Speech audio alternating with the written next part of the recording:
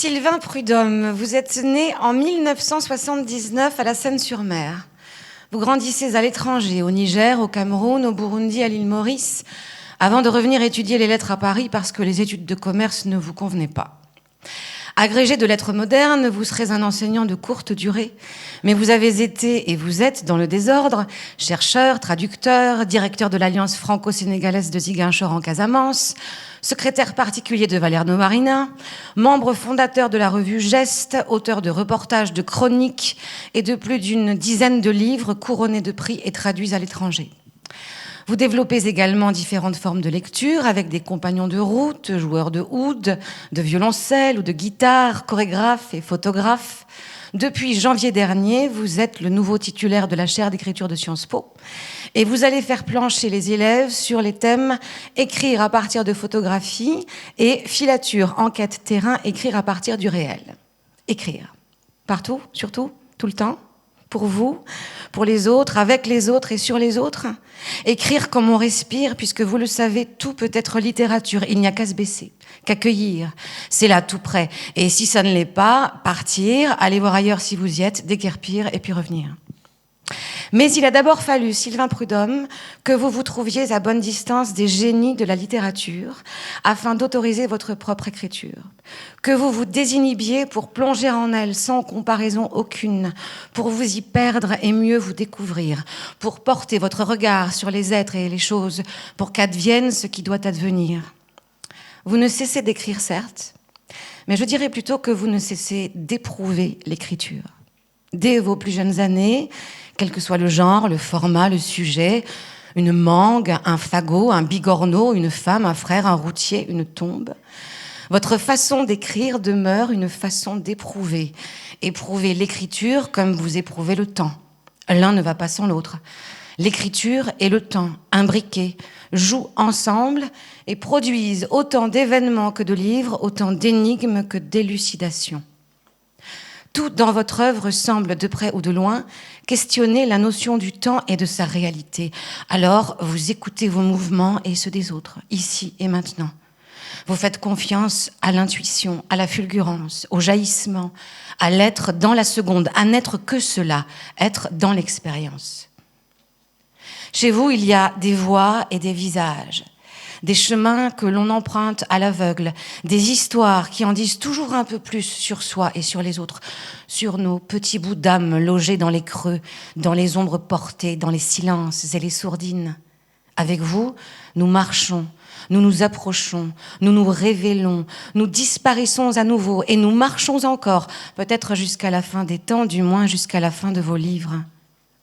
Avec vous, fictions et réalités dansent, nous narguent et effacent la frontière qui les sépare. Par les routes et Coyote en sont un bel exemple. L'autostoppeur que vous mettiez en scène dans Par les routes fait écho à celui que vous avez été dans Coyote. Un carnet, un sac au dos, un sourire, un pouce levé, même pas peur. La confiance dans la foule des possibles, la recherche des zones de turbulence, la curiosité, l'appétit et la soif de tentative vous guident et vous conduisent. Vous avez été dans l'espace-temps intime et anonyme d'un habitacle de voiture, un étranger, un frère, un confident, une boussole, un caillou dans la chaussure, une oreille, un grain de sable, un souvenir, un au hasard, un qui bouleverse les trajectoires, un miroir, un de passage, un pour une fois et une seule, un pour la mémoire, un pour l'instant. Votre désir a l'air de vous pousser irrésistiblement aux lisières, aux frontières, au-delà, pourvu que l'on s'égare, que ça transforme, que l'on traverse. Quel autre plus bel hymne à la liberté auriez-vous pu écrire ? Car il s'agit bien de cela, n'est-ce pas ? Maintenir haut le seul drapeau valable, que ceux qui peuvent l'ériger le fassent, afin que ceux qui en sont privés ne croient pas à sa disparition. Bienvenue, Sylvain Prudhomme.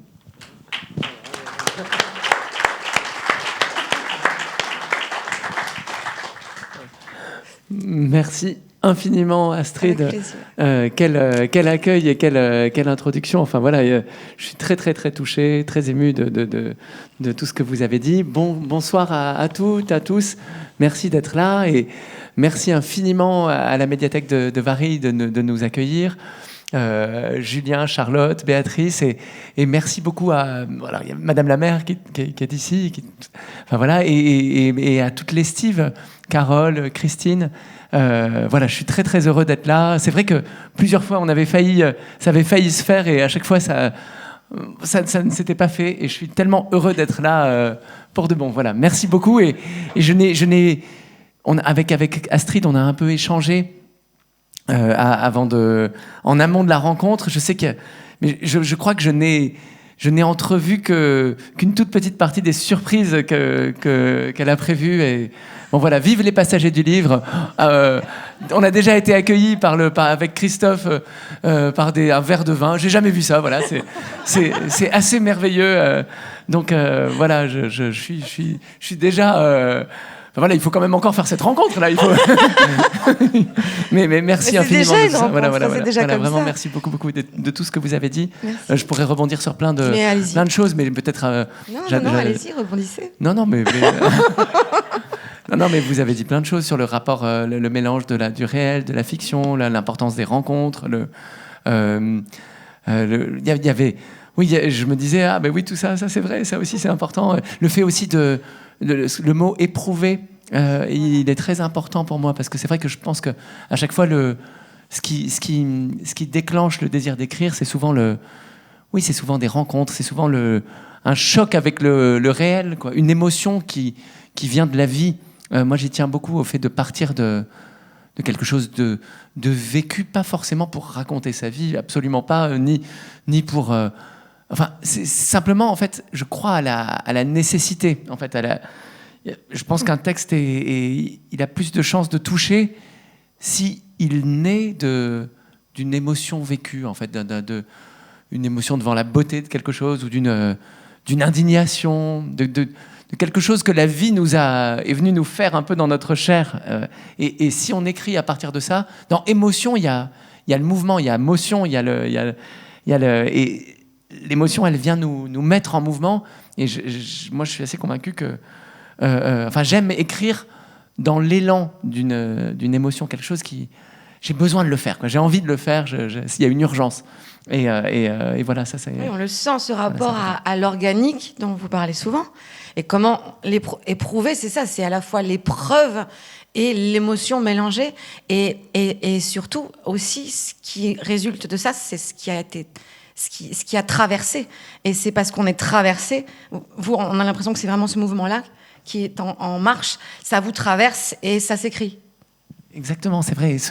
J'y pense souvent à ce mot de se laisser traverser, en fait, y compris au moment d'écrire. En fait, il y a des choses forcément quand on fait une fiction, on prévoit un certain nombre on imagine quand même un peu l'histoire à l'avance. Enfin, on projette des choses, mais pour moi, c'est très important d'accueillir ce qui vient au présent de l'écriture, et quitte à ce que ça déjoue complètement ce qu'on avait prévu. C'est plutôt bon signe quand on se trouve embarqué vers des zones qu'on n'avait pas prévues. En fait, j'y crois beaucoup à ça. J'ai l'impression que c'est comme je vois ça un peu comme une rivière, un flux auquel il faut un peu s'abandonner, parce qu'il faut faire confiance à sa vitesse, à son courant. Ça va nous emmener c'est bon signe quand on va dans des endroits qu'on connaît pas tout à fait, qu'on n'a pas complètement anticipé. Ça veut dire qu'il y a d'autant plus de chances que des choses un peu sincères, un peu vraies surgissent, en fait. Voilà. Mais il faut embrayer le pas. Faut agir, faut marcher, il faut y aller. Faut plonger. Voilà, faut plonger. On prend le chemin, après on sait pas où on va, mais il y a quand même cette idée de marche vraiment et de se jeter. C'est un acte. Et Coyote, c'est ça finalement. C'est pendant 2500 km, il marche. Et puis, qui on va rencontrer, on ne sait pas à l'avance. On rentre dans des voitures, on ne sait pas dans quelle voiture nous allons rentrer. Nous, en tant que lecteurs, c'est exactement ce qui se passe aussi. On tourne la page, on rentre dans une voiture et on se retrouve à côté de quelqu'un. Et en quelques secondes, tac, ça y est, il y a une rencontre. Et c'est Coyote. Oui, c'est vrai. Là, ça, c'est donc un livre, effectivement, je parlais de la fiction, mais ça, c'est un livre de non-fiction. Enfin, c'est un livre c'est un livre presque documentaire à partir de rencontres que j'ai faites. Et là, il y avait quelque chose, effectivement, d'un abandon au hasard, qui est celui de l'autostop, en fait, où là, vraiment, moi, j'avais une idée de la... Enfin, chaque soir, chaque matin, je regardais sur la carte et je repérais une ville où il était à peu près raisonnable d'espérer être le soir. Même des fois, je réservais un motel pour pas me trouver devant une... donc, je réservais un motel avec Booking, hein, ça marche là-bas aussi aux États-Unis. Et je me disais, bon, bah, maintenant, il faut que j'y aille. Et c'était en général à 200, 250 km. Et il fallait que je me débrouille pour trouver des voitures qui m'emmènent là-bas. Et donc, j'ai fait ça pendant 2 semaines pour traverser à peu près, effectivement, longer la frontière entre le Mexique et les États-Unis, de la côte atlantique, de la côte pacifique à la côte atlantique.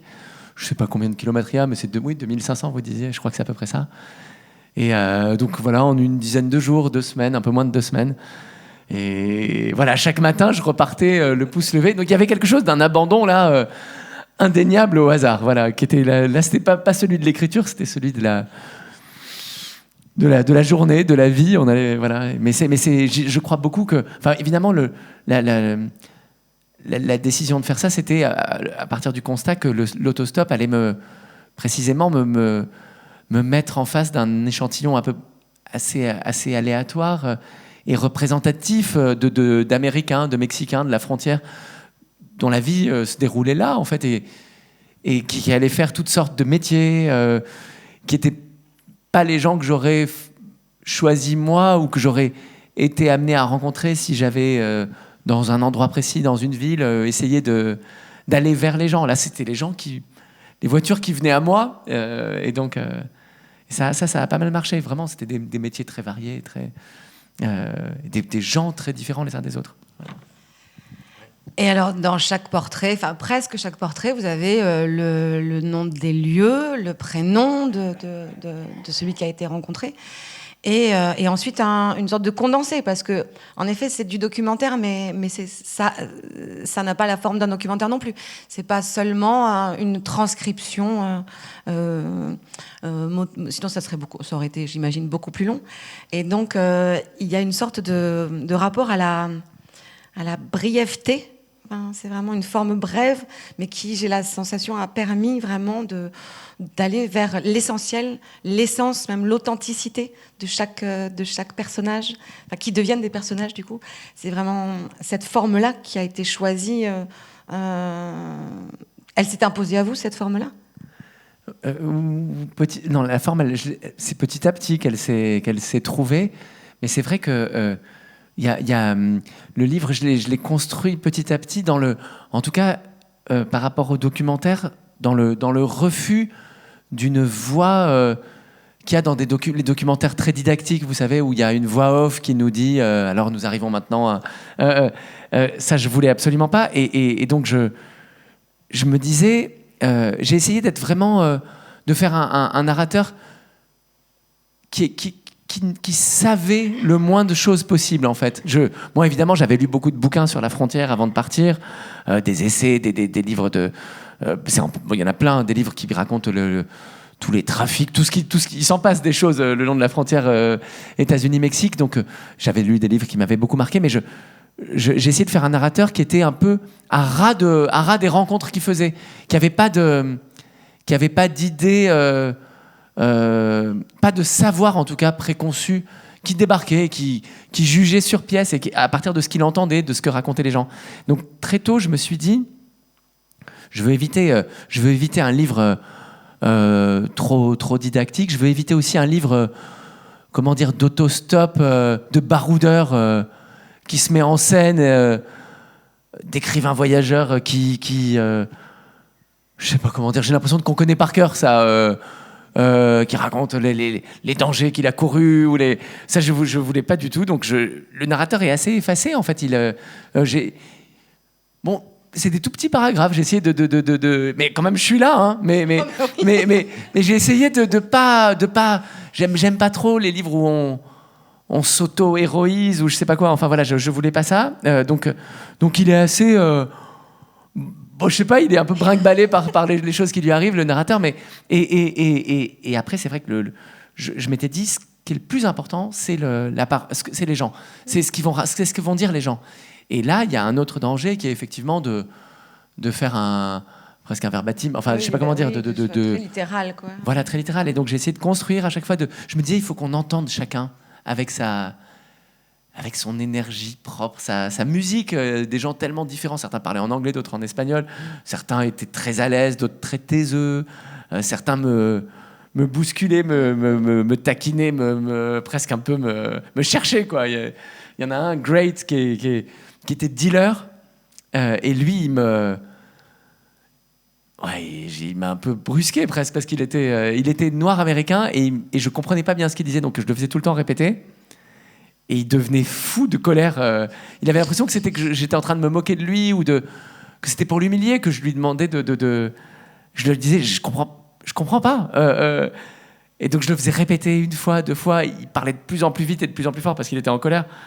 Je comprenais de moins en moins. Donc c'était très très préoccupant la situation. Il me disait, mais c'est pas possible, tu comprends rien, mais c'est parce que je suis noir. Oh purée, si tu continues, je te jure, je te tue. Et donc là, il fallait rattraper des situations comme ça. Là c'était, j'ai essayé de faire qu'on comprenne cette situation sans trop la commenter. C'est juste dans sa parole à lui, dans ses adresses. Moi, je pense qu'on comprend ce qui se joue, comment j'essaie de rattraper le truc, de lui expliquer que pas du tout, je suis pas du tout raciste, mais c'est pas facile à expliquer. C'est pas facile de convaincre quelqu'un qu'on n'est pas raciste. J'ai utilisé au bout d'un moment, un argument très très très limite, très. Je lui ai expliqué que j'avais vécu beaucoup en Afrique, ce qui est nul comme argument quand on y pense. C'est vraiment un argument pas du tout convaincant. Ça vaccine pas du tout contre le racisme. Donc je me disais, là, je suis vraiment un peu. C'est un argument de désespéré quand même. Mais ça a marché parce qu'il m'a demandé, mais c'était où en Afrique? Et en fait, ça l'a quand même intéressé. Et tout d'un coup, il y a eu une bascule. Et là, il s'est mis à me demander où c'était. J'ai dit au Sénégal, mais. Je lui ai demandé s'il savait où c'était le Sénégal. Là, j'ai failli le reperdre parce qu'il s'est à nouveau vexé. Entre le Niger et le Nigeria. Voilà, il a mélangé aussi le Niger et le Nigeria. Il a vraiment mélangé les deux. Mais moi, j'ai dit non, pas au Nigeria, au Niger. Pareil, j'ai failli me faire à nouveau. Mais finalement, on s'est super bien entendu. Donc voilà, il y avait des situations comme ça sans cesse. Oui, c'est très polyphonique en fait. Voilà. C'est très polyphonique. On entend en effet chaque voix et chaque musique, y compris la vôtre, ou en tout cas celle du narrateur. Peu importe, on entend des musiques, c'est des voix et des visages. Et quand on lit, on s'imagine les visages, même si certains on les découvre à la fin, puisque vous avez pris un Polaroid et qu'on le découvre à la fin. Mais il y a vraiment ce rapport à la polyphonie et au dedans et au dehors. Et la forme brève que vous avez cherché à transcrire, dans laquelle vous avez cherché à transcrire les personnages, c'est comme si elle avait aussi vraiment permis la forme brève pour le narrateur aussi. C'est-à-dire que ça a permis une sorte de... C'est comme un calligraphe, c'est un trait. Ça permet d'aller à l'essentiel, ou comme un croquis. Dans ce croquis, il y a tout le tableau. Et la voix du narrateur, on l'entend aussi comme ça. Il n'y a pas de tricherie. Quand ça va pas, ça va pas. Quand vous avez l'impression qu'on vous prend pour un idiot, on vous prend pour un idiot, etc. Il y a pas d'effet. Et je trouve que c'est ça aussi qui fait qu'on se sent très proche de ce voyage, et que c'est pas seulement les gens les uns après les autres, c'est vraiment une traversée aussi pour nous. Ça, c'est vrai que c'était un enjeu. En fait, je voulais pas non plus que ça fasse trop collection de portraits comme ça. Je me suis dit au bout d'un moment, les automobilistes doivent être au premier plan, mais il faut quand même qu'on sente le mouvement du voyage, en fait. Et c'est vrai que c'était un voyage quand même éprouvant, pour reprendre ce mot d'éprouver. C'était pas facile. Il y a plein de moments où je désespérais un peu sur le bord de la route. Et c'est surtout c'était un voyage assez solitaire, en fait. Je montais par moments dans des voitures, mais souvent j'étais avec des gens qui eux-mêmes étaient seuls. C'est beaucoup des hommes, d'ailleurs, qui étaient sur la route tous les jours, des routiers, des gens qui faisaient des boulots un peu pendulaires, comme ça, où ils habitaient loin de leur travail, et ils avaient beaucoup de kilomètres tous les jours à faire. Donc c'est beaucoup de vie un peu dure, un peu solitaire, et au bout d'un moment, ça file un peu le bourdon quand même. Moi, il y avait un truc et c'est dans des zones dures aussi. C'est tout un coin où quand même plein de gens sont sur la défensive. Les Mexicains ont la vie un peu dure, d'ailleurs plein d'Américains qui m'ont pris aussi, enfin, et donc il y avait quelque chose aussi à la fin de l'impatience quand même que ça se termine, de l'impatience d'arriver à l'Atlantique, et je me disais il faut aussi que j'arrive à sans trop en rajouter, sans que le narrateur prenne trop de place. En fait, il y a quelque chose à construire du mouvement, du voyage, d'une émotion qui se modifie. Au début, il y a j'essayais vraiment de faire qu'il y ait quand même la courbe un peu émotionnelle aussi qui avait été celle que j'avais vécue. Entre l'euphorie du début où ça marche, c'est super, il y a c'est l'Arizona, c'est le désert. Enfin, au début, on éprouve quand même une sorte d'émerveillement de toutes ces rencontres. Enfin, moi, je l'ai éprouvé très fort, en fait. Et après, j'avais vraiment aussi l'impatience d'arriver. Je me dis, je rêvais de la plage, en fait, de l'Atlantique, de voir la mer à nouveau et que ce soit fini, et puis de rentrer chez moi aussi. Et donc, j'ai essayé de faire que quand même, on sente ça aussi, cette solitude. Bon, voilà, parmi les choses que j'utilise beaucoup dans le livre, il y a le cinéma. Je me suis dit, ce narrateur, il faut pas qu'il sache trop de choses, parce que j'ai envie que ce soit un peu comme n'importe qui d'entre nous, quoi. En fait, on débarque aux États-Unis, on n'a pas besoin de savoir plein de choses. Mais je me disais, parmi les choses qu'on a quand même un peu tous en mémoire, il y a les films. Parce qu'en fait, c'est des coins qui sont saturés de cinéma. La frontière mexicaine, on a tous vu des films de narcos ultra violents avec de l'hémoglobine tout le temps. On a vu aussi Paris, Texas. On a vu. On débarque pas non plus là-bas avec rien en termes d'image. Et donc je me suis dit, parmi les seules choses qui précéderont la découverte, les choses qu'aura en mémoire le narrateur, il y a tous ces films, en fait, toutes ces scènes de films, et qui là quand même racontent un peu quelque chose qui après est déjoué ou pas par le réel. Et donc, au début, c'est beaucoup de films ultra-violents, et petit à petit, c'est des films... c'est Paris, Texas, c'est des films de solitude, d'amour. Le narrateur, il en a marre de la violence, il a envie de douceur un peu, il a envie de... Voilà. Ouais.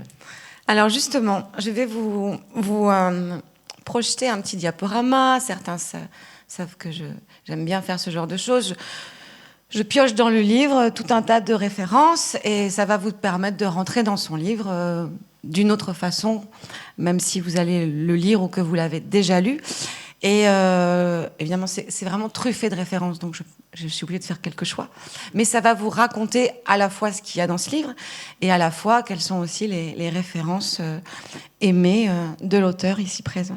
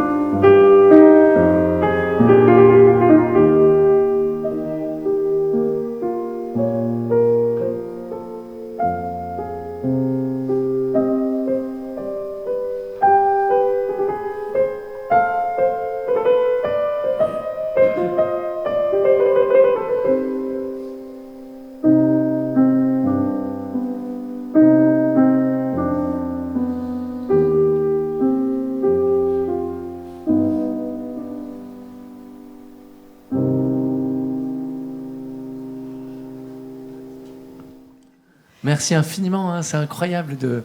Je suis très très très touché parce que c'est... là vraiment, vous êtes allé chercher plein de choses. Effectivement, il y avait du buffet, Marguerite Duras, plein de choses qu'il n'y a pas dans le Coyote. Hein. Je tiens à dire, mais que des choses qui effectivement me sont très très... Des œuvres qui m'ont énormément marqué. Il y avait des images de Down by Law, le film de Jarmusch. Enfin, il y avait... Presque chaque image, c'était pour moi des souvenirs ou des références de choses qui m'ont construit, vraiment. Et... Non, mais merci, c'est un temps fou, sans doute, à aller écouter... je sais pas, des fois, c'est des choses dont j'ai parlé dans peut-être une émission il y a 10 ans. J'en reviens pas que ce soit... que vous ayez retrouvé ça. Merci infiniment. Et même plaisir. Le morceau qu'on écoutait, c'est vrai que c'est un morceau que j'adore. C'était Couperin, Les ombres errantes. Oui. Bon, c'est un morceau que je trouve merveilleux, magnifique, de l'errance, comme ça, de la... voilà, je sais pas comment vous savez que j'aime ça, mais voilà. J'espère qu'en tout cas, ça vous donne une idée de cette traversée. Bien sûr, c'est entrecoupé de références, comme je le fais souvent, mais ça donne aussi cette idée d'avancer, de traverser du point de départ jusqu'à cette fameuse plage, avant de s'en aller... Par l'aéroport de Matamoros. Voilà, exactement. Et donc ce que vous voyiez à plusieurs moments, les photos en noir et blanc, enfin pas toutes, parce qu'il y avait des photos bien sûr de Pancho Villa, de Francisco Madero, de plein de révolutionnaires mexicains, mais par moments il y avait des photos c'était les automobilistes qui sont dans le livre, c'était les Polaroids en fait qu'il y a dans Coyote, souvent celui qui était comme ça avec les bras ouverts et le chapeau, c'est Don John, c'est un des automobilistes qui m'a pris, et voilà, il y en avait beaucoup. Merci infiniment de ce cadeau, c'est incroyable. Ouais, merci beaucoup. Est-ce que vous avez des questions, des remarques? Vous pouvez vraiment entrer dans la conversation. Dites-le maintenant, parce que c'est vrai que le rendez-vous, il faut que je le minute, parce qu'ensuite, on va faire à peu près 25 minutes de lecture musicale avec Sylvain et Jean-Paul Raffitte. Donc vous allez pouvoir rentrer, c'est pour ça que là pour l'instant je ne lis rien. On va vraiment rentrer dans le livre dans la deuxième partie de ce rendez-vous. Donc si vous avez envie là maintenant d'échanger, de poser des questions... Oui, alors... Je veux savoir, la voix des automobilistes, vous l'avez enregistrée ou vous avez reconstruit? Oui, merci, vous avez raison, c'est vrai que c'est une question très importante. Je l'ai plutôt reconstruite. Je l'ai pas enregistrée. En fait, ce qui se passait, c'est que j'avais mon carnet. Et donc, dès que je montais dans la voiture, je sortais mon carnet et je leur disais que j'étais là pour un reportage. À l'origine de ce livre, il y a un reportage que j'avais fait pour le magazine America, qui était un... Je ne sais pas si vous avez souvenir de cette revue qui avait été créée par François Bunel, et qui a duré 4 ans. C'était au moment où Trump venait d'être élu pour la première fois. Et donc ça a duré 4 ans. Ils ont dit on va faire une revue pour essayer de mieux comprendre ce pays, manifestement qu'on ne comprend pas, puisqu'on n'avait pas du tout vu venir l'élection de Trump. Et donc c'était trimestriel. Et chaque trimestre, ils envoyaient quelqu'un là-bas. Moi, j'étais parti pour eux à l'origine. Et donc je disais ça aux automobilistes. Je leur disais, bon...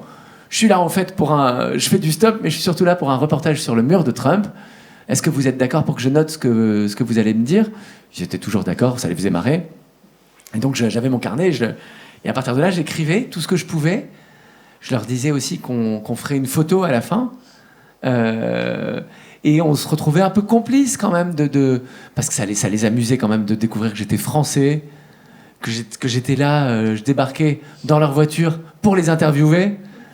Que de voir que j'écrivais tout à la main comme ça, comme un galérien. Enfin, ça leur semblait vraiment ça se fait plus aujourd'hui. Enfin, tout le monde on enregistre, même avec un téléphone, on peut enregistrer. Donc, je crois qu'il y avait quelque chose qui naissait de cette situation pour eux, un peu amusante en fait, le fait que j'écrive tout ce qu'ils disaient, en leur disant attendez, j'ai pas fini. Vous allez me redire que je prenne à ce point-là au sérieux, même leurs blagues, même leurs je crois que ça crée une complicité, en fait. Il y avait quelque chose d'un jeu. Et donc, moi, j'écrivais toutes les phrases qui me marquaient. Je prenais des notes aussi quand ils me donnaient des chiffres, des choses. Évidemment, j'arrivais pas à tout écrire. Mais après, en fait, à partir de ces notes, ça me revenait vraiment assez nettement, leurs intonations, la vitesse de leur débit, leur tic et j'essayais de recréer ça dans l'écriture, évidemment. C'est beaucoup de la recréation. De toute façon, il y a une autre trahison immense qui est celle de la langue. J'essaie de garder un petit peu d'espagnol, un petit peu d'anglais pour indiquer dans quelle langue il me parlait, et puis après je bascule en français. Et donc de toute façon, je recompose un peu tout dans une autre langue. Mais je crois que c'est assez fidèle quand même à ce que me disait chacun. C'est là aussi que ça rejoint ce que disait Astrid. C'est pas de la transcription pure, c'est littéral. Enfin, on est dans une réécriture. Il y a un truc de création aussi, d'essayer de faire entendre un peu chacun.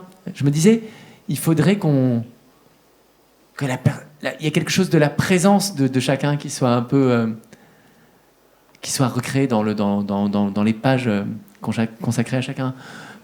En fait, dans un habitacle, ça, je pense que on en a tous fait l'expérience. La personne à côté de qui on s'assoit, elle dégage quelque chose, quoi, d'une énergie, d'une aura. C'est presque volumétrique, quoi. Il y a quelque chose qui est là, qui est pas que les mots, en fait. C'est la façon de parler, la façon de regarder le paysage, la joie plus ou moins grande, plein de choses qui nous marquent, qui sont aussi non verbales. Et j'ai essayé à chaque fois de traduire un peu de ça dans le texte qu'il y a, dans le monologue de chacun. Voilà. Ce que j'ai aimé particulièrement, c'est qu'on entend l'automobiliste et vous êtes que là, que par les réflexions qu'il vous fait. Vous n'êtes pas là en tant que dialogue. Oui, vous avez raison. Ouais, je suis très heureux si on les entend, c'est super. Moi, j'ai essayé j'ai enlevé toutes mes questions, toutes mes relances, en fait. Je me dis, mais on comprend très bien ce que je leur ai dit. Quand on les voit répondre, en fait, il suffit de... Oui, il n'y a plus que leurs paroles à eux. Ouais. Oui. Le livre, il est peut-être trop tôt pour qu'il ait été traduit, je ne sais pas, en espagnol ou en anglais. Et quand il sera traduit, est-ce que vous avez pour projet d'en faire part aux automobilistes? Oui, j'aimerais, c'est vrai. Voilà, alors les coordonnées, enfin, je ne sais pas. Voilà, alors en fait, les premiers, des fois je descendais très vite de la voiture parce qu'il y avait un embouteillage. Donc j'ai pas les coordonnées de tous, mais j'ai les coordonnées d'un certain nombre. Et le voyage, il date d'il y a 5 ou 6 ans. Donc à l'époque, j'avais envoyé le reportage, le reportage pour America. Parce qu'en plus, il y avait leurs photos dedans en couleur. Et ça, je l'avais envoyé à tous ceux dont j'avais le contact. Ça avait été un moment assez marrant, ils étaient contents. Je pense qu'ils ne pouvaient pas lire trop le texte parce que c'était en français et tout. Mais là, ouais, j'espère pouvoir faire ça. Enfin voilà, là maintenant les contacts se sont un peu distendus. Enfin voilà, il y en a un ou deux, je pense que je peux encore joindre, contacter. Enfin on verra. Mais oui, c'est en tout cas, je me demande évidemment ce qu'ils sont devenus. Je me demande, là, il y a pas mal d'années qui sont passées. Il y a eu Biden entre-temps, puis là, il y a eu un nouveau Trump. Je me doute assez facilement de lesquels ont voté Trump cette fois. Je vois bien. Ils sont pas majoritaires parce que les gens qui prennent en stop, c'est quand même des gens qui ont pas tellement peur, qui sont pas très paranoïaques, qui prennent un étranger comme ça sur le bord de la route et qui le font monter à bord. C'est des gens assez hospitaliers quand même. Enfin voilà, et certains je voyais bien qu'ils étaient dans une affection pour Trump qui ne laisse pas de doute quant à leur vote. Il y en a beaucoup qui ne l'aimaient pas quand même aussi, c'est vrai. Voilà, c'était beaucoup des Mexicains qui m'ont pris d'ailleurs, énormément de Mexicains. Ouais. Alors, vous qui vous intéressez à la fois au portrait et à la fois à la photographie et qui avez écrit Coyote, je voudrais vous faire écouter la voix d'Henri Cartier-Bresson. Et puis on pourra réagir après. C'est bon, Guillaume ? Certaines photos doivent se passer de légende, peut-être juste une indication de lieu et de date. D'autres photographies, elles doivent être situées dans leur contexte, parce que c'est là qu'il peut y avoir une tricherie. Prenons par exemple une photographie que j'ai faite il n'y a pas très longtemps. J'étais tellement bouleversé en voyant un gosse à Cochin, dans le sud de l'Inde, qui dormait. La tête était très belle, un enfant... Il n'y a pas une tête misérable. Et les poignets, les chevilles étaient coupées. Ni main, ni pied. J'étais en Inde il y a 15 ans. J'ai vu beaucoup d'enfants atrophiés, enfin, des mendiants, c'est un moyen de gagner leur vie. On ne voit plus ça. Alors, si on dit, l'Inde est comme ça, c'est une malhonnêteté. Mais tout de même, cet enfant était là. J'étais en Russie en 1955, dans un musée, et il y avait un bonhomme extraordinaire avec une barbe. Il sortait de toute la littérature russe d'autrefois. Mon interprète m'a dit, mais ce monsieur n'est pas représentatif. Bon, alors on se borne à faire des généralités, des tableaux d'histoire. La vérité, c'est le petit détail significatif. Il fallait préciser cette chose-là. Ça, c'est une photographie de dame en tablier dans un village, les bras croisés, en train d'écouter. On ne sait pas qui, on ne sait pas quoi. Et puis il y a le chien qui est là, ils sont tous groupés sur les marches. On ne peut pas montrer pile et face dans la photographie. Alors si on n'indique pas que ces dames sont en train d'écouter De Gaulle qui leur parle, eh bien, ça n'a pas d'intérêt. Ou ça retire beaucoup d'intérêt. C'est un plat qui n'est pas présenté complètement. Je crois que la légende doit être simplement une chose qui cerne la photographie, qui est peut-être en contrepoint quelquefois, mais tout ce qui n'entre pas dans l'appareil photographique doit être inscrit. Ouais, c'est formidable de l'entendre. Alors moi, c'est un photographe que j'admire énormément, extraordinaire. Enfin voilà, c'est sûr que c'est... et alors c'est lui le photographe de l'instant décisif, enfin qui a cette image qui parle beaucoup du photographe comme... Enfin, presque, il y a l'image presque d'une chasse, enfin comme ça, alors que ça a été ensuite pas mal questionné, cette image du photoreporter qui prend comme ça une image qui se saisit du réel. Mais là, je trouve que la question qu'il pose, elle est extraordinaire. C'est la question de la responsabilité, en fait. Qu'est-ce qu'on garde du réel ? Qu'est-ce qu'on en montre ? Quelle image on en donne ? Et c'est très très beau ce qu'il dit de la... Ben oui, en fait, une image, ça a tellement de force que ça... Ben voilà, si on rapporte une image, cette image-là de l'Inde, ça a l'air d'être ça, cet enfant sans poignet, sans... Enfin, et comment dire, il y a toujours ce qu'on montre, ça forcément, ça a valeur de on peut pas faire autrement. Il y a quelque chose de... Ça prétend représenter.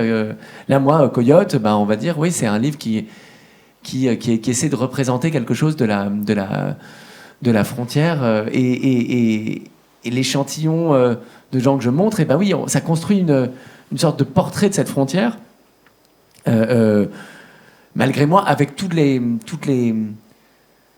l'arbitraire de cet échantillon, donc on court toujours ce risque parce que forcément c'est reçu comme ça en fait. Forcément c'est reçu comme un portrait de l'endroit qu'on a décrit, et pas seulement comme un chemin singulier que le hasard nous a fait parcourir. Et il y aurait pu y en avoir un autre, il y aurait pu y avoir d'autres automobilistes. Moi, c'est des questions qui me passionnent.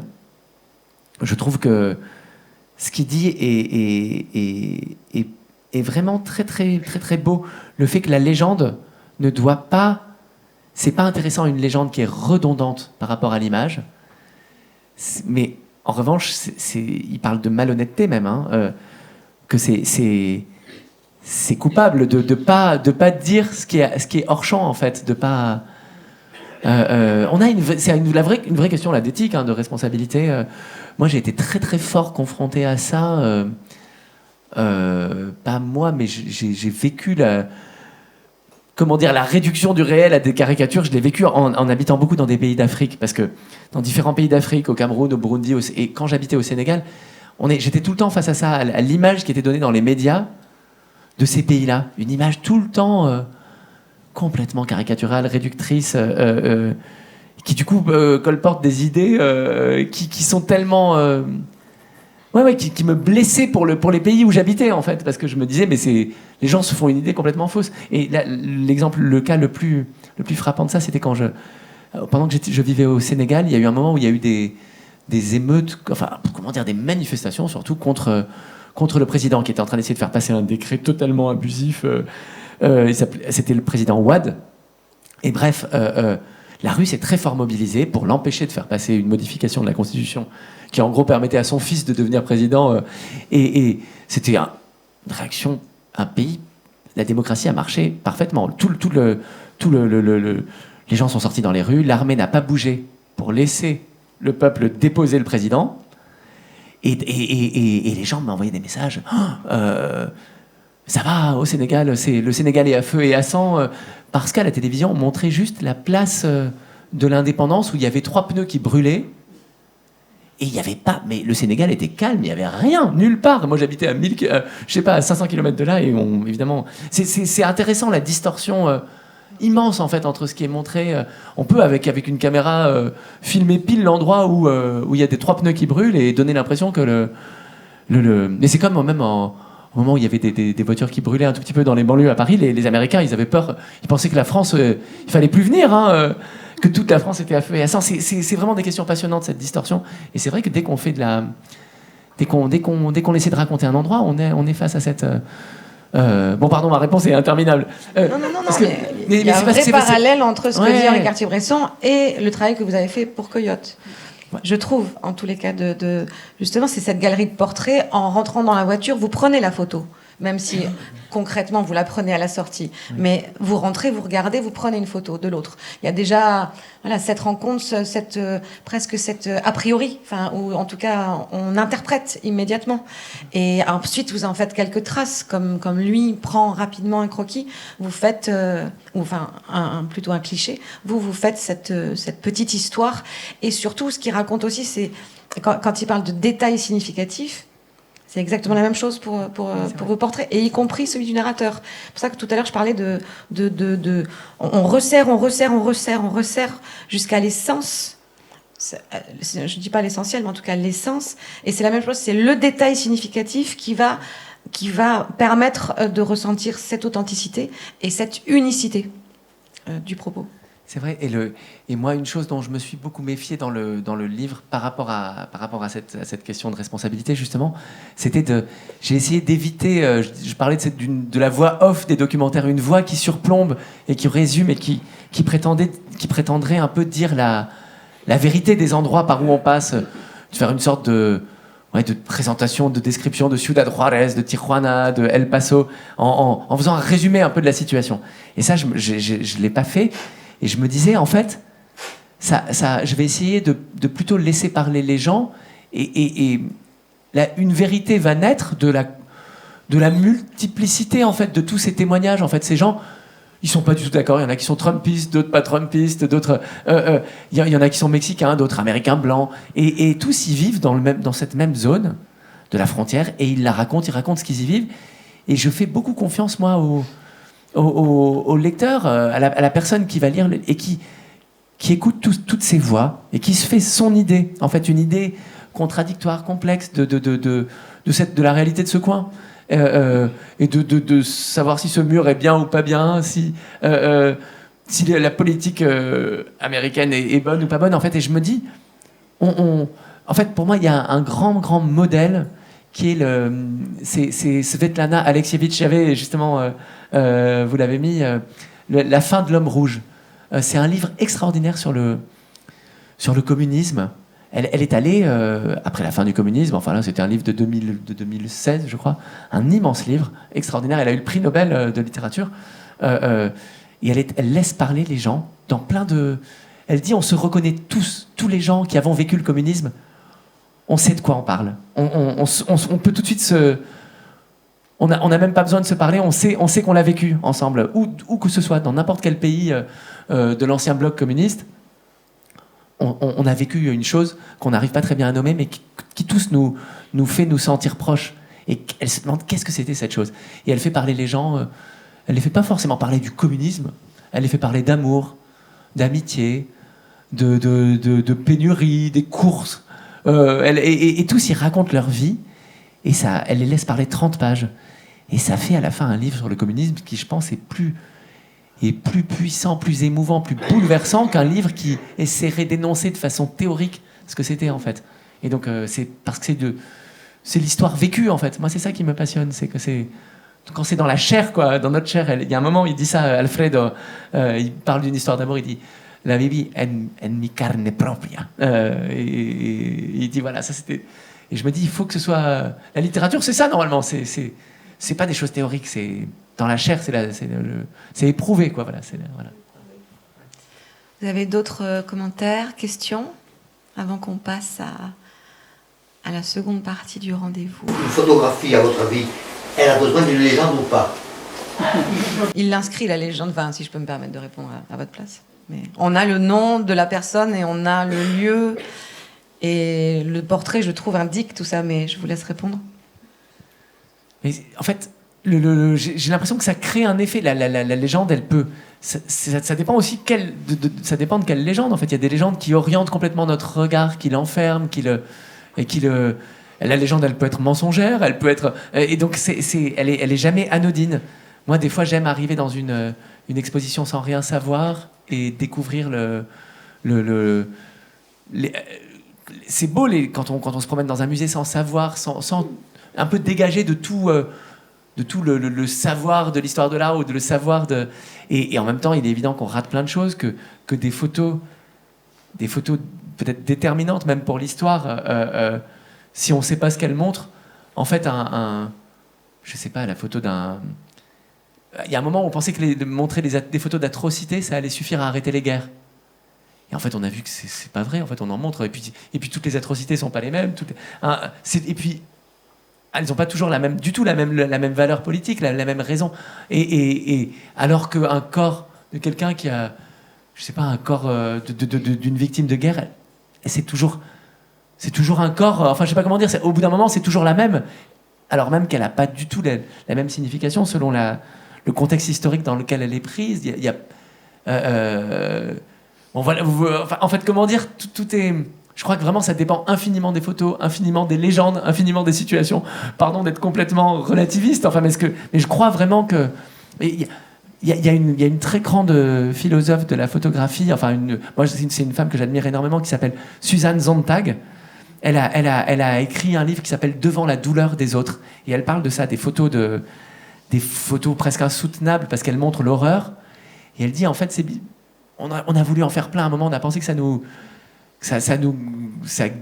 ça chasserait le mal. Et en fait, elle raconte ce paradoxe qu'au bout d'un moment, ça s'atrophie aussi complètement en nous, la capacité d'empathie. On en a tellement au bout d'un moment des photos d'horreur qu'on ne ressent plus rien. Et puis qu'on prend l'habitude qu'elles soient à distance. Et elle dit surtout la photo d'une atrocité commise par des... Je sais pas, par des salauds, quelque chose de génocidaire, et ben en fait, ça, c'est pas... On peut faire une photo presque comparable de la photo d'une guerre qu'on fait pour arrêter les génocidaires, en fait, parce que le corps, c'est le même, en fait, comment dire. Donc, non, ça suffit pas, en fait, le spectacle de l'horreur, en fait. Ça... Donc, bon, voilà, ça, c'est un livre qui m'avait passionné devant la douleur des autres, qui pose toutes ces questions un peu d'éthique, de responsabilité, voilà. Ouais. D'autres commentaires, questions, non? Si, peut-être, merci pour votre travail et je ne sais pas si... Moi, ça me faisait penser à votre livre sur les routes. Voilà, sur la route, pardon. Enfin, voilà, est-ce que vous pouvez en dire quelque chose? Est-ce qu'il y a eu peut-être un cheminement Oui, tout à fait. Il y a un lien vraiment entre les deux livres parce que, effectivement, moi, au moment où j'ai fait ce voyage en stop, j'étais en train d'écrire Par les routes.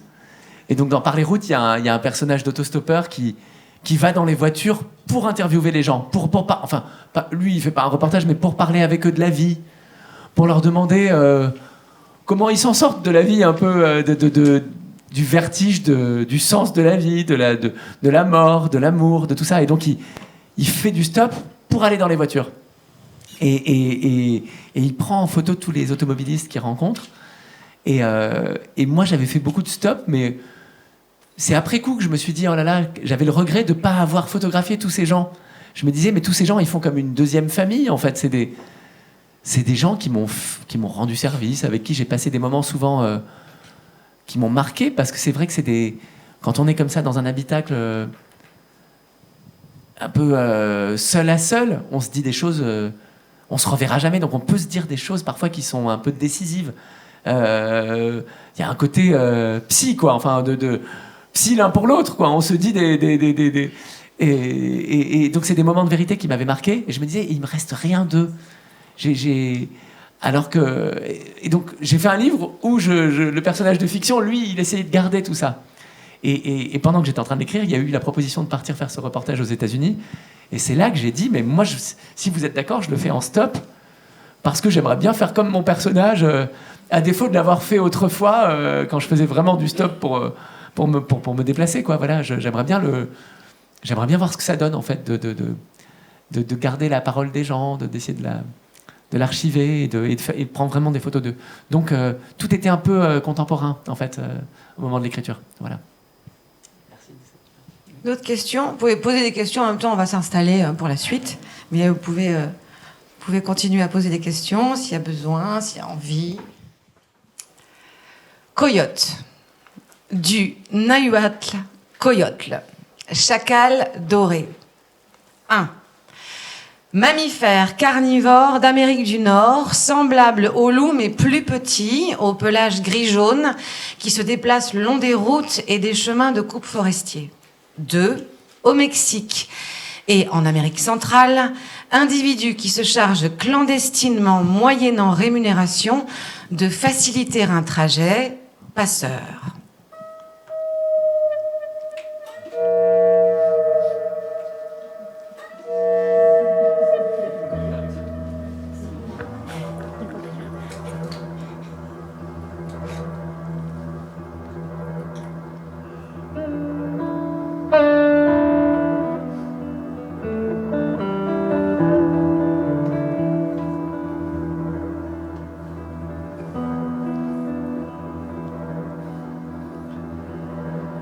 Hi, my friend. What's your name? Moi, c'est Luis. Luis de Tijuana. Tu voyages sac au dos alors? En stop. Génial. Ça me plaît, mon ami. Moi aussi, je voyageais comme ça quand j'étais étudiant. Je suis allé en Bolivie, au Pérou. Je suis allé jusqu'en Colombie. Sac au dos comme toi. Tu dois bien te marrer, pas vrai? Je suis sûr que tu te marres. Génial. C'est vrai qu'il fait chaud. Il fait putain de chaud, j'avoue. T'es courageux, mon ami. Hélas, non, je suis plus étudiant, je suis patron. C'est super, oui. Patron d'une petite boîte d'importation d'avocats qu'on vient de créer avec un copain d'école. L'école de commerce de Tijuana. Est-ce que ça marche? Franchement, oui. Ça marche bien. Ça marche même très bien. Les Américains sont fous d'avocats. Ils en réclament toujours plus. On n'arrive pas du tout à satisfaire la demande. Tant mieux pour nous, tu l'as dit. Oh, le mur, franchement, moi, il me gêne pas beaucoup. Je le passe quand je veux. Tous les jours, je viens voir mes clients côté américain. J'ai même pas besoin de m'arrêter. J'ai un bip, regarde. C'est pas plus long qu'un péage. Tu vas vers l'Arizona, faut que t'attrapes l'Interstate 10. Le mieux, c'est de descendre là. C'était super de te rencontrer, mon ami. J'adore les voyages. Saute vite sur la bretelle, allez. J'ai des voitures derrière. Take care, my friend.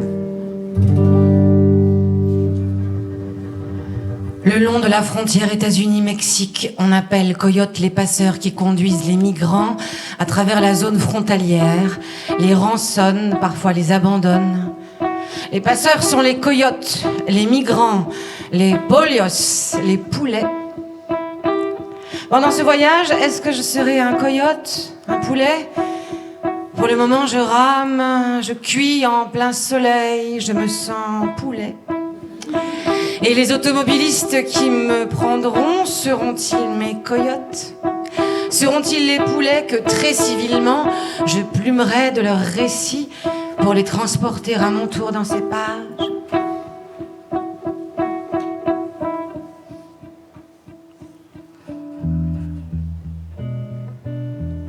Hey! Hey! Mister! Come here, please! Qu'est-ce que vous fichez là? You're not allowed to be there. Vous êtes français, et alors? Qu'est-ce que ça peut me foutre que vous soyez français? Vous voulez voir les échantillons du futur mur de Trump? Et alors? Javier, il est venu de France voir les échantillons de mur. Je suis désolé, mon vieux, je peux pas te laisser y aller, hein? Y a pas moyen, no way. No way, je te dis. Ils sont là-bas, tout là-bas, du côté de la colline. Tu vois la grande colline en face, à l'autre bout de la plaine? Tu vois la piste qui court le long de la frontière, qui grimpe jusqu'en haut de la colline? Eh ben, redescends doucement, redescends juste un peu vers le bas de la colline. Tiens, prends mes jumelles, je te les prête, vas-y. 8 petits rectangles debout au milieu de rien, bien alignés. Tu les vois, ça y est? Ça a l'air tout petit, mais ça fait 10 mètres de haut. Paraît qu'il a choisi celui de droite. Celui avec les barres d'acier très légèrement espacées. Tu peux rester regarder si tu veux. Je retourne me mettre à l'ombre dans la voiture. Je m'appelle José Rodriguez. C'est avec plaisir, t'en fais pas. Une photo? Je sais pas. Javier, le français, il veut me prendre en photo. Bah vas-y, je m'en fous. Devant la voiture? Voilà. T'inquiète, Javier, je m'en fous. De toute façon, je pars à la retraite à la fin de l'année. Qu'est-ce qu'il y a? La voiture est dans l'ombre. Si tu veux, je l'avance, ça me dérange pas. Mais si, je l'avance. Regarde, ça prend 2 minutes. Voilà. J'en ai plus rien à foutre maintenant. Dans 6 mois, je suis parti. Ça te va comme ça?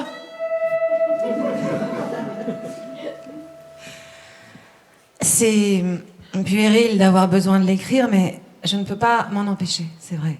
Je veux dire, Juan Luis Mauricio m'ont vraiment dit ce qu'ils disent dans ce livre. On peut soutenir que cela n'a pas d'importance, que des automobilistes fictifs seraient tout aussi capables de nous toucher, mais on peut aussi considérer que cela importe absolument, que c'est essentiel. Que même les mots les plus fragiles sont irremplaçables, dès lors qu'un homme ou une femme les a dit pour de bon, un jour, au milieu d'un certain paysage, dans une certaine lumière, avec une certaine charge de tristesse ou de joie, et jamais plus cet instant ne reviendra, jamais plus ni la pensée, ni l'humeur de cet homme ou de cette femme ne seront les mêmes. Jamais plus ces mots précis ne seront prononcés sur ce ton, par cette voix, à cet endroit, dans cette lumière.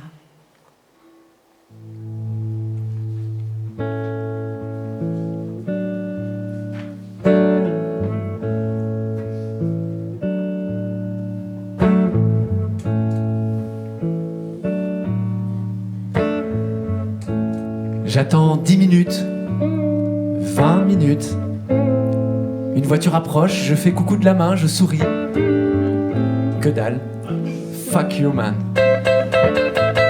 Enfin, une voiture s'arrête. Je cours, la rattrape. C'est une voiture longue, modèle ancien, chauffeur blanc. Je pense, mon premier américain blanc. Le type dégouline de sueur, l'air fiévreux. On dirait qu'il vient de faire un truc crade. Qu'il a très peur ou très honte. Hey dude, I can give you a lift, but look, I drive naked. J'ai rien sous mon t-shirt, je te jure, regarde. Je roule tout nu, mec. Tu peux monter si tu veux. Viens, je te prends. À une seule condition. Toi aussi, tu te fous à poil. Quoi? Qu'est-ce que tu dis? Comme tu veux, mon pote. Sur la banquette arrière, non, pas question. Si tu montes, c'est à côté de moi. Sur le siège, là, tout près. Qu'est-ce que tu dis? Je t'emmerde. Je t'emmerde, fils de pute. Crève. 15h43. Nombre de kilomètres parcourus depuis les œufs, bacon, saucisses au Dunkin' Donuts de la sortie de Yuma. 0. Nombre d'heures d'attente sur la bretelle d'entrée de l'Interstate qui doit me mener ce soir à Tucson. 5. Foi en l'humanité en baisse.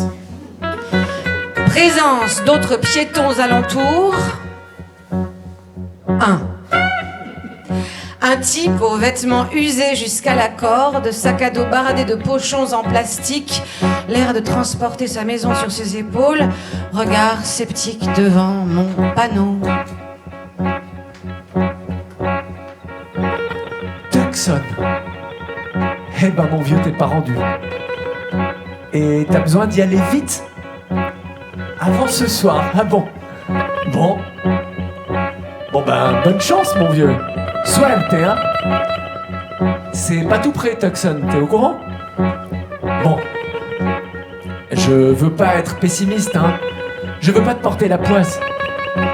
Allez, ça va le faire. T'es dans la merde quand même, mon vieux. Tu sais quoi? Tu sais ce que je pense? Si ça prend pas, t'as toujours un moyen. Tu le vois, le train de marchandises qui vient d'entrer en gare, le train de ferraille qui est là. Tu le vois? Eh ben, il y va à Tucson, je te jure. Tu descends sur la voie ferrée et tu marches jusqu'en queue de train. Tu peux monter sur la motrice et t'installer tranquille, il n'y a pas de pilote à l'arrière. Tu te cales là au moment où le train part, tu roupilles pépère pendant 9 heures. Et quand tu te réveilles, tu y es à Tucson. Je l'ai fait plein de fois, c'est imparable. Par contre, faut pas que tu traînes. Parce qu'il va repartir le train là, regarde. Grouille. Hello, mister, what you doing here?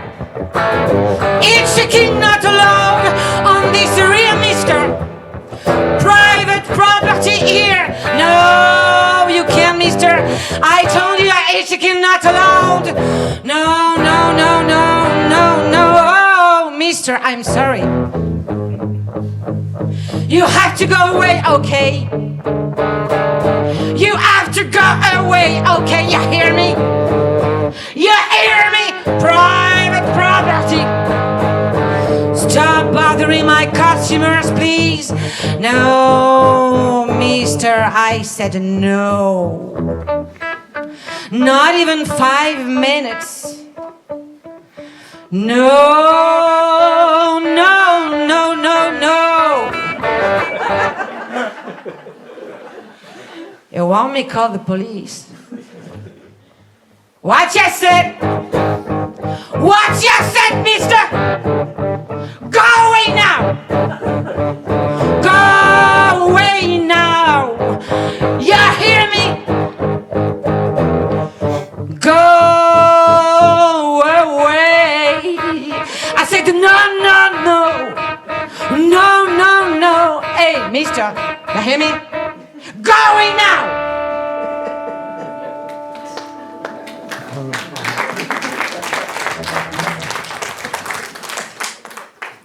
Salut mec, t'es d'où? Sans déconner, t'es venu de France. Et tu vas au Mexique. Mais qu'est-ce qui t'a pris, mon gars? T'es malade, t'as envie de mourir? Fais voir ton panneau de merde. Nogales. T'es sérieux? C'est pas vrai. Tu te fais un aller-retour à Nogales comme ça, pour le plaisir. Mais qu'est-ce que tu peux bien vouloir aller foutre au Mexique? On t'a pas dit que les Mexicains sont de la merde, mon gars. Des menteurs, des drogués. Rien de plus que des putains d'animaux, tu m'entends? Qu'est-ce que tu veux aller foutre là-bas? Tu veux qu'ils te tuent? Ah, c'est ça que tu veux, man, avoue. T'as un flingue au moins. C'est ma seule question. J'espère que t'as au moins un gun, mon gars. Parce que sinon, t'es mort. Allez, j'y vais. Non, je prends pas d'autostoppeur. Jamais. Chacun sa merde, mon vieux.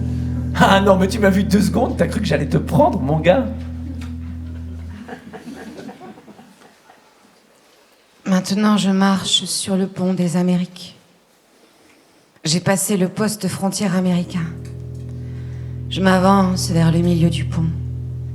Dans mon dos, les buildings d'El Paso. Devant moi, les collines semées de toits de tôle de Ciudad Juárez. Derrière moi, les États-Unis. Devant, le Mexique. Entre les deux, en contrebas, un filet d'eau boueuse. Autrefois, le Rio Grande se franchissait à cheval. Pancho Villa, Francisco Madero, John Reed, les révolutionnaires mexicains, les héros de western, les espions, John Wayne, Robert Redford, Wallace Beery, tous ont fait ça. Passer le fleuve à cheval pour entrer au Mexique. Entre El Paso et Ciudad Juárez, maintenant il y a des murs, des grillages, d'autres murs, d'autres grillages, des caméras thermiques, des caméras infrarouges, des miradors, des voitures de la Border Patrol. Au milieu, le fleuve grand n'est plus qu'un filet d'eau tout entier bétonné, maçonné, encagé.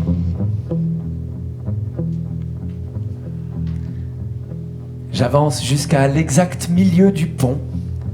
Je foule les clous dont les têtes brillantes tracent en travers du pont une ligne, la frontière. Je me penche au-dessus du vide, j'examine à travers les épaisseurs de grillage les graffitis, les tags. Je lis 9 d'immenses lettres blanches, peintes côté mexicain, sous le nez des miradors, visibles des centaines de mètres à la ronde et surtout de la rive américaine. Fuck Trump.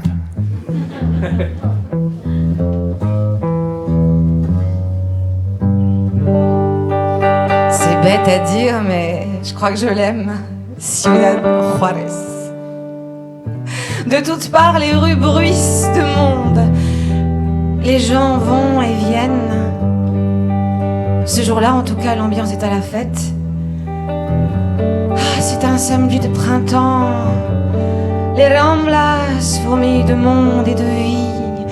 Des amoureux s'enlacent. Des familles se promènent. Des bandes de lycéennes et de lycéens traînent, s'asseyent sur les bancs, se prennent en photo devant un mime, boivent des aguas frescas, mangent des cocktails de crevettes à la tomate et à l'avocat. Pour la première fois depuis longtemps, je ne me sens plus seule. Je ne m'en rendais pas compte avant. Je n'y pensais pas tout entier à mes notes, mes recherches de voitures, mes transcriptions de récits d'automobilistes. Mais qu'est-ce que j'étais seule? Qu'est-ce que tous les hommes que je rencontrais sur la route l'étaient aussi?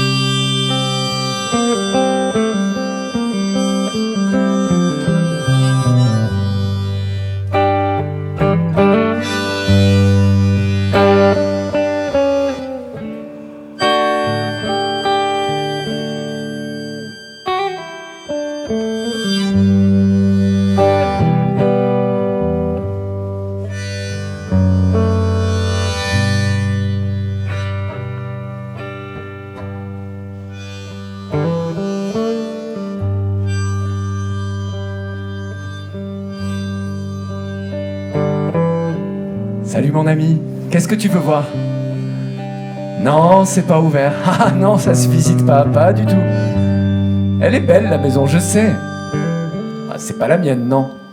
J'aimerais bien, mais non. Moi je suis juste le gardien. Pourquoi tu demandes ça? C'est la maison d'un ancien président de région. Aujourd'hui, c'est une agence immobilière, on va dire ça comme ça. Le patron vend des maisons, en achète, il fait des affaires. Ah, malheureusement, il n'est pas là. Il n'est pas souvent là, non. Il a beaucoup de travail, beaucoup de déplacements. Oui, mon ami, à Mexico, à Monterrey, partout. Non, c'est pas une agence ouverte aux clients qui passent comme ça dans la rue, non. Comment je m'appelle, moi? Javier. Javier Chaparro Sanchez. 55 años. Est-ce que je suis content de faire ce travail? Ça va, on va pas se plaindre. Gagner des millions, moi je m'en fous. Qu'est-ce que ça me fait si ma voiture elle a 10 ans ou si elle en a 20? Qu'est-ce que ça change? Il y en a qui veulent à tout prix travailler de l'autre côté de la frontière. Chaque jour ils traversent, ils vont à El Paso. Ils gagnent un peu plus que moi, c'est vrai. Et après? Ta vie, tu peux la passer tout entière à faire des allers-retours et t'en profites pas. Tu te rends malade. T'as une belle grosse télé bien moderne, mais le soir tu t'assois devant, t'es tellement mort que tu t'endors. Non, c'est pas pour moi cette vie. Je suis bien ici. Tu sais ce qu'on dit? El que toma agua en Juárez se queda en Juárez. Qui un jour boit l'eau de Juárez reste à Juárez. Bueno. Bien sûr, c'est que des mots, hein. Mais il y a du vrai. Juárez, c'est pas beau, mais c'est vivant. Ici, le meilleur, c'est les gens. Que tu sois riche ou pauvre, ils sont pas jaloux, ils t'aident. Une photo? Mais qu'est-ce que tu vas en faire? D'accord pour la photo, allez. Javier Chaparro Sanchez.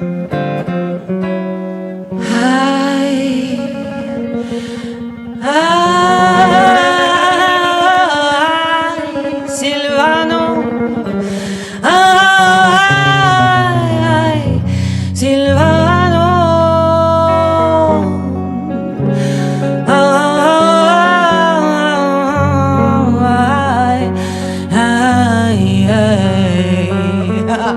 Tu n'as rien vu à Juarez, Silvano, je le sais bien. Mais est-ce que ce n'est pas à Juarez aussi, hein? Les ramblas noires de monde, les flopées d'amoureuses en balade, les jeunes aux terrasses, les cantines innombrables. Aïe, aïe, aïe, aïe, Silvano. Est-ce que ce n'est pas à Juarez aussi? Hector, Gianni, la musique à chaque coin de rue, les badauds, le soleil, la fête.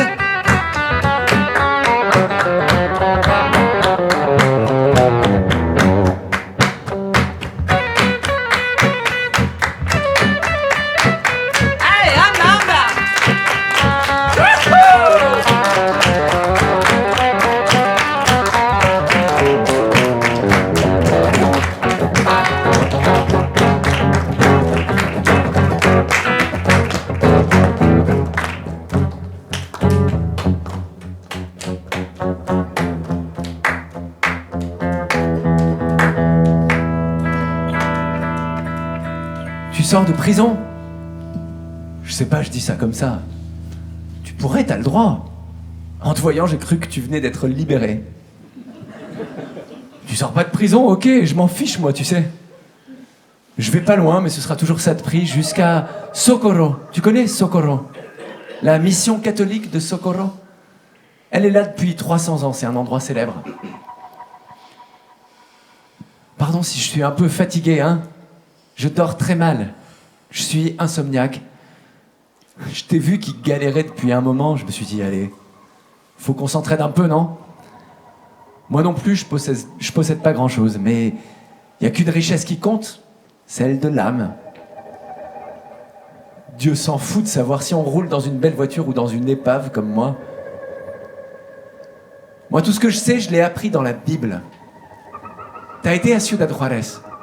T'as vu ce qui est écrit en grandes lettres blanches sur la colline au-dessus de la ville? La Biblia es la verdad. La Bible est la vérité. Bien sûr, je suis croyant. Mais pas catholique. Surtout pas catholique. Oh, pardon de te dire ça, mais le catholicisme, c'est une arnaque. Par exemple, on vous dit que vous êtes baptisé, mais c'est pas vrai. Qu'est-ce qu'un bébé peut comprendre au baptême? Dans la Bible, quand Jésus reçoit le baptême de Jean-Baptiste, il est déjà adulte, c'est un choix. Et la Bible dit bien que Jean-Baptiste le plonge tout entier dans l'eau. Vous, pardon, mais ce que vous avez eu, c'est le front un peu mouillé. On vous a mouillé le front, ça oui. Et on vous donnera l'extrême onction à votre mort quand vous y comprendrez plus rien non plus. Pardon de te taquiner comme ça. Alors comme ça, t'es français. C'est drôle. Pardon, mais français pour nous, c'est un peu... Oh, j'ose pas te dire. Tu veux que je te dise? Je suis désolé. Pardon, c'est bête, mais pour nous, les Français, c'est des gens faibles, efféminés, un peu homosexuels, quoi. Ça te vexe pas? C'est pas ma faute. Ici, quand on dit français, pour tout le monde, c'est presque pareil que de dire homosexuel. Ça te fait rire. Tant mieux, si ça te fait rire, t'as raison. Moi, je suis d'ici. J'ai grandi là, entre El Paso et Ciudad Juárez. J'avais commencé des études de géographie. J'ai écrit le début d'un essai sur la frontière. Je m'étais installé au-dessus d'El Paso, au sommet des collines, d'où on voit les deux villes et la frontière. Ça commençait comme ça, je me rappelle. I'm sitting at the top of the scenic drive in Old Paso, Texas, and I see two cities. Je suis assis là, au sommet des collines d'El Paso, Texas, et à mes pieds, je vois deux villes. Je suis jamais allé beaucoup plus loin, autant que je me souvienne. Mais j'étais content de ma première phrase. Ça t'a plu, Juárez? Tant mieux. Mon père a fondé une paroisse là-bas, une église apostolique, bien sûr. Il y a des années, quand le nombre de fidèles s'est mis à augmenter, les narcos sont venus Ils ont demandé à mon père de verser l'impôt. Tout le monde le verse à Juarez, tous ceux qui peuvent. C'est très compliqué si tu le paies pas. Mon père a pas voulu payer, il a reçu des menaces de mort. 1000 fois j'ai cru qu'il allait se faire assassiner. Il s'est pas dégonflé. Finalement, ils lui ont foutu la paix. Il vit toujours, il a 80 ans, il continue de célébrer l'office. Vous les catholiques, il vous faut des crucifix, des Vierges Marie. Vous êtes prêts à acheter des Christ au marché pour les avoir chez vous. Je comprends pas tout ça. Pour nous, Dieu est partout. Lord is everywhere. C'est l'évidence, non? Je comprends pas qu'on s'agenouille bêtement devant une statue. Ça te choque ce que je dis? Je suis comme ça, pardon, je dis ce que je pense, j'essaie. C'est difficile de dire ce qu'on pense dans ce monde. C'est dangereux. C'est très dangereux. Il y a tellement d'oreilles qui nous écoutent, qui nous surveillent. Si tu dis la vérité sur cette terre, c'est très simple. Au bout d'un moment, on te tue. Regarde Abraham Lincoln, John Fitzgerald Kennedy, Martin Luther King. Regarde Pancho Villa. Et avant tout cela, bien sûr, Jésus. Pourquoi ils sont morts tous? Parce qu'ils ont osé dire la vérité. Les autres n'ont pas supporté, au bout d'un moment, ils les ont tués. Tu m'écoutes, alors je vais te dire la vérité. Le problème, c'est même pas Trump. Qu'est-ce que c'est Trump? Une marionnette, un jouet. Son mur, c'est rien, c'est du vent. Ça n'a pas la moindre existence. Tout ce qui se passe aux États-Unis est écrit depuis 100 ans. Tout. Chaque chose est écrite. Et qu'est-ce qu'on croit? Que Trump est vraiment le président des États-Unis? Que c'est vraiment lui qui commande? Je suis pas content de son idée de mur. Bien sûr que non, je suis pas content. Et en même temps, ça me réjouit. Je me dis que peut-être les gens vont enfin ouvrir les yeux, arrêter de se croire tout puissant, comprendre l'évidence que même Trump n'est qu'une illusion, que tout est décidé depuis toujours, qu'on le veuille ou non. Lis la Bible, je te jure, c'est dans la Bible qu'il y a tout.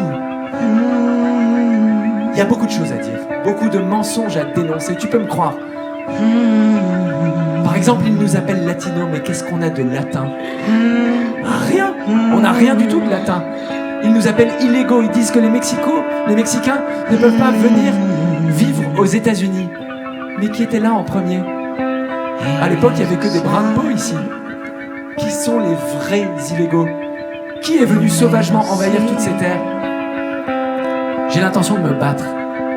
Je me ferai peut-être tuer moi aussi à force de dire ce que je pense, mais c'est mon devoir. J'ai pas le choix. Si tu sens que Dieu te parle, t'as pas le droit de le décevoir. Si tu sens qu'il te fait l'honneur de ce lien avec lui, tu lui dois d'être exemplaire. Tant pis si ça te coûte la vie. Je sais pas si je devrais te dire tout ça. Je te connais à peine. On arrive à Socorro. Ça va si je te laisse là, à la station-service? Je t'ai beaucoup parlé, je t'ai dit un grand secret. Je sais pas si j'ai bien fait. Ce que je t'ai dit, je l'ai dit qu'à 2 personnes jusqu'ici.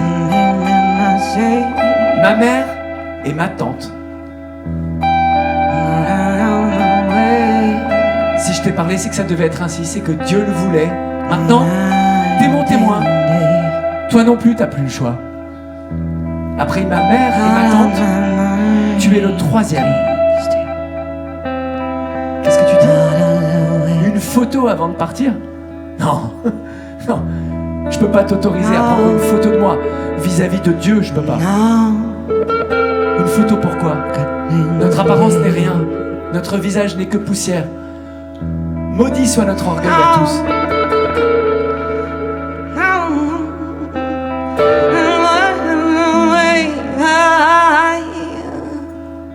Si tu veux vraiment prendre une photo, prends-la sans mon accord. Prends-la si tu veux, mais contre mon gré. Ça, c'est possible. Bizarre avec ton appareil photo. Je sais pas si j'aurais dû te dire tout ça. Réfléchis, fais ce que tu veux, moi je vais prendre un café. Qu'est-ce que tu fais là? Tu la prends vraiment? Tu viens de la prendre là, pour de vrai?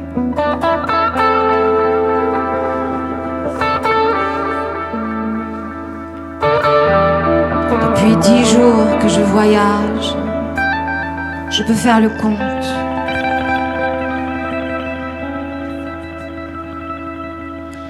J'ai été pris en stop par 18 Mexicains, riches, pauvres, anglophones, hispanophones, illégaux, régularisés, résidents, naturalisés américains. Je peux aussi faire le compte des blancs qui m'ont pris.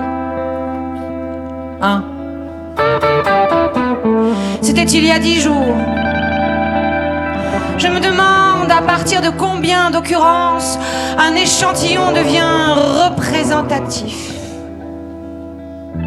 Combien de fois encore il faudra que des Mexicains me prennent et que des Blancs ne me prennent pas pour que cela commence à ressembler à une vérité objectivement énonçable. Les Mexicains ou les Américains d'origine mexicaine, pour ce qui est du stop au moins, sont beaucoup plus aidants que les Américains blancs.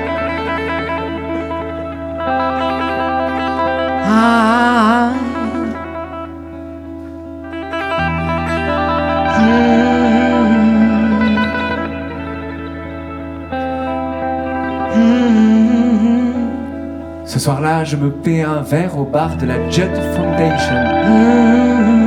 Je le bois seul, sans parler à personne.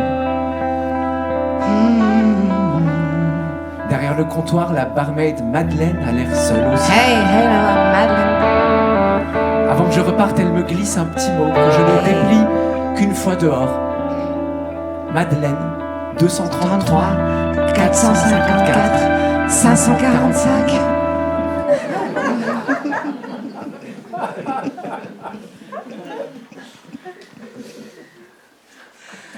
Je me poste à un feu.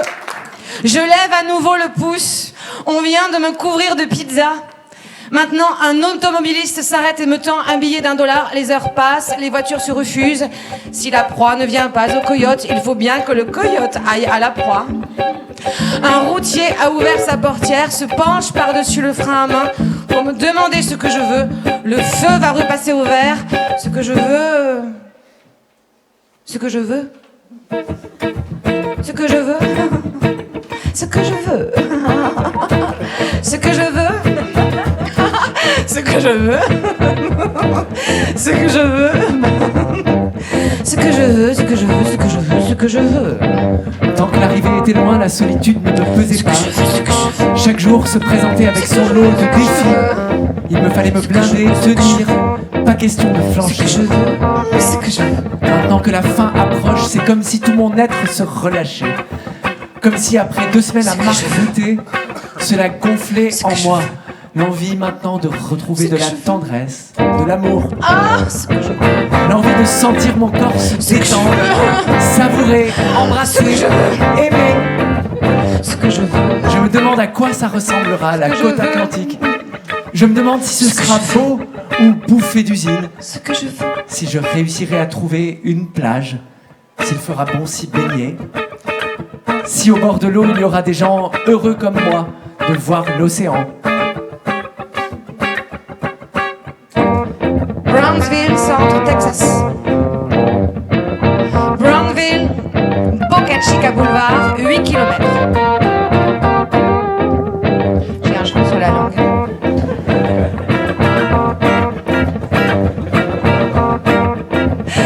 Je m'appelle Maria.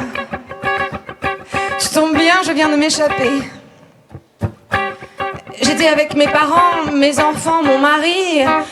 On est allés manger une glace tous ensemble, ça n'en finissait pas. Je ne sais pas ce qui m'a pris. J'ai eu besoin de sortir, d'aller faire un tour. J'ai dit que j'allais faire le plein d'essence. Qu'est-ce que tu fais là? Tu viens d'où? Français? Oh, t'es français. J'adore la France. J'y suis allée quand j'avais 22 ans. Je suis partie seule après mes études pendant 5 semaines dans plusieurs pays d'Europe. L'Allemagne, un peu l'Italie, mais surtout la France. Je me suis arrêtée à Toulouse et puis dans une autre ville plus petite, pas très loin de Toulouse, une petite ville avec un château... Carcassonne, c'est ça. I loved Carcassonne. J'y ai passé 2 semaines à l'époque, je m'y suis fait des amis. Au départ, je devais partir avec 3 copines, on venait de terminer nos études, on avait décidé de faire ce voyage avant de se mettre à chercher du boulot.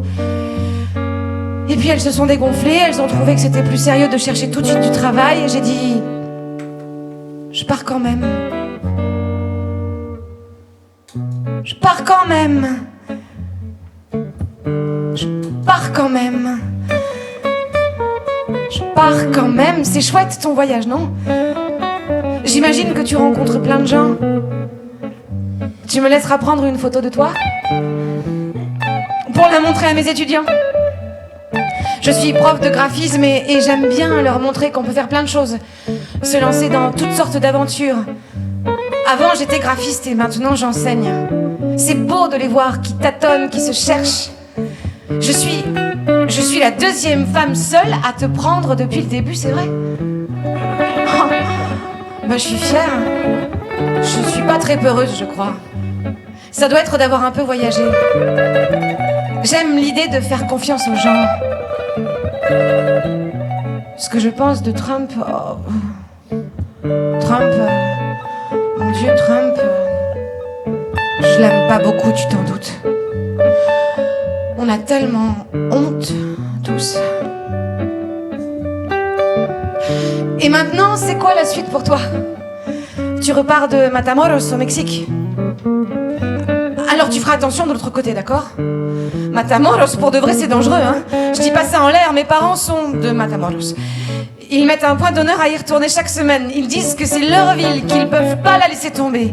Un jour par semaine, ils vont déjeuner de l'autre côté. Chaque fois, j'ai peur. Il y a pire que Matamoros. Il y a Reynosa, juste un peu plus à l'ouest. Ma sœur y est allée la semaine dernière, elle pouvait pas faire autrement. Sa voiture était un peu trop neuve, un peu trop belle, elle se l'est fait braquer au bout d'1 heure. Tu feras attention, hein. Ah, j'avais prévu de te déposer là, mais j'ai encore mieux, tu vas voir. La toute dernière station, service de la ville. C'est à 5 minutes, je m'arrête, on fait les photos et je file rejoindre ma famille, ça te va? Voilà, on y est. C'est drôle de s'être rencontrés. C'est super. Qu'est-ce qu'on fait? On se serre la main? Salut. On se fait la bise, allez. Ah, la bise. Ah, la bise des Français. Ça me rappelle des souvenirs.